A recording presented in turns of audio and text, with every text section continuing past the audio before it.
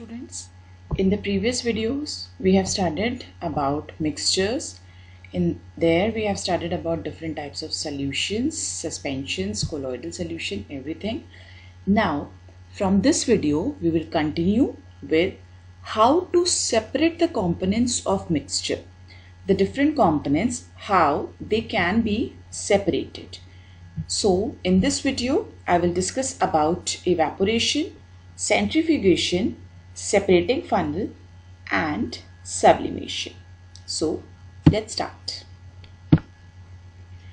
How can we obtain colored component from blue and black ink?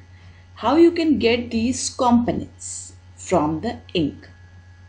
Yes, by seeing the picture, you can easily identify that this process is evaporation. You will heat the ink, then what will happen? Water will get evaporated and the leftover thing is just the dye or the ink which was mixed in water. Evaporation, as you all know, it is a technique to separate homogeneous mixture in which one or more salts are dissolved. Okay. Evaporation involves heating the mixture until no liquids remain. So, the basic principle which is involved in evaporation is that one of the component should has low boiling point which evaporates easily than the other which is having a high boiling point. It will not get evaporated and by this you can separate it from water. Let's see the next technique, how you can separate cream from milk. How it can be separated? Yes, it is through centrifugation. Okay. So what happens is in a centrifuge, this is the typical diagram of a centrifuge. Okay.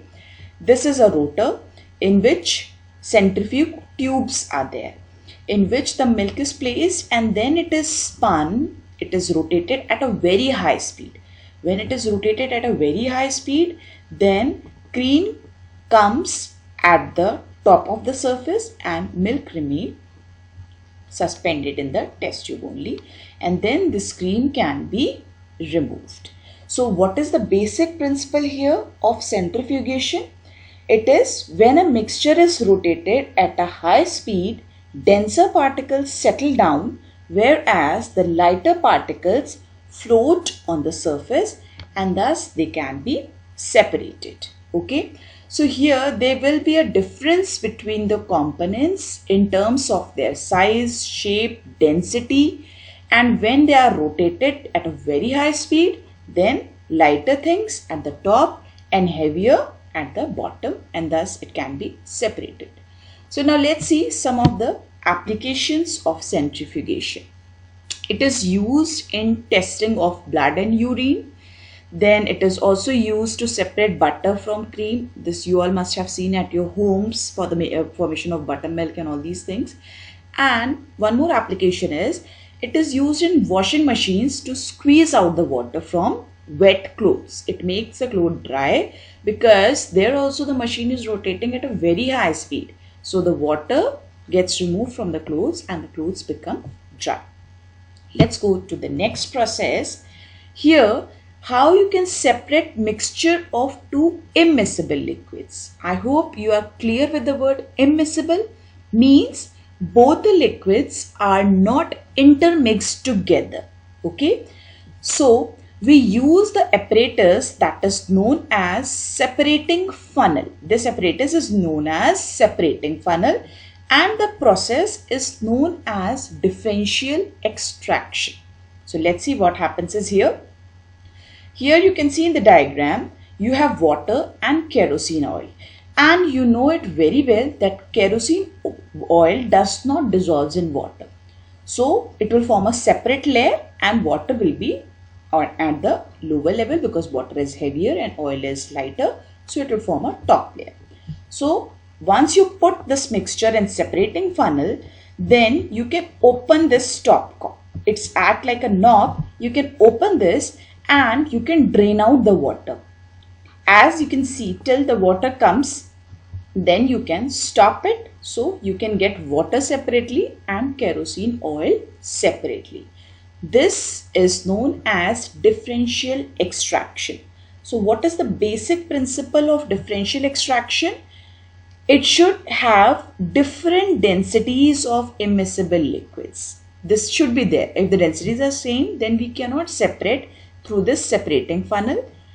Lighter liquids forms the upper layer and heavier liquids forms the lower layer. By this we can separate. Okay. So the two liquids should be immiscible. When they are immiscible means they have different densities, and then they can be separated by using a separating funnel. Okay. Let's move on to the next process. This you can easily identify, and we have studied about this process in lesson number 1 also.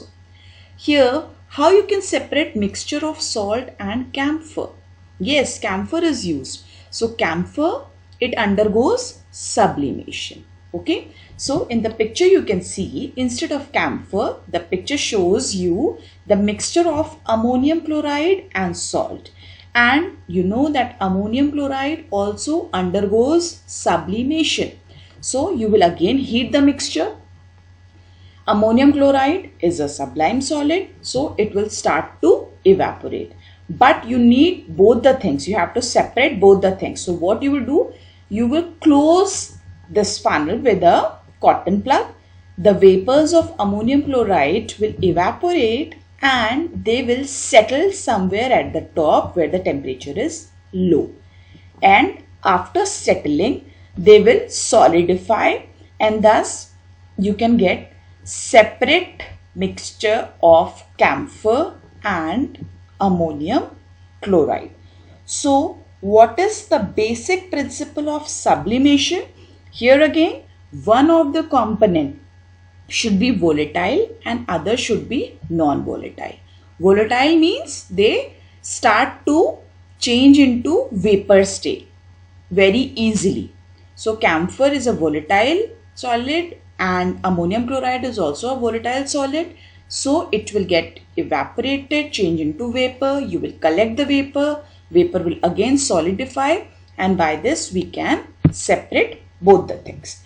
Two more words that you should know for sublimation is sublime and sublimate. Okay. So the solid substance which undergoes sublimation is called sublime. Okay. And the solid which is obtained when the vapors are cooling, that is known as sublimate. So please learn these two words, what is sublime and what is a sublimate. Common substances which undergo sublimation are camphor, iodine, ammonium chloride, naphthalene, etc. Okay. So in the next video, we will study about chromatography, distillation and fractional distillation. This much for today. Thank you.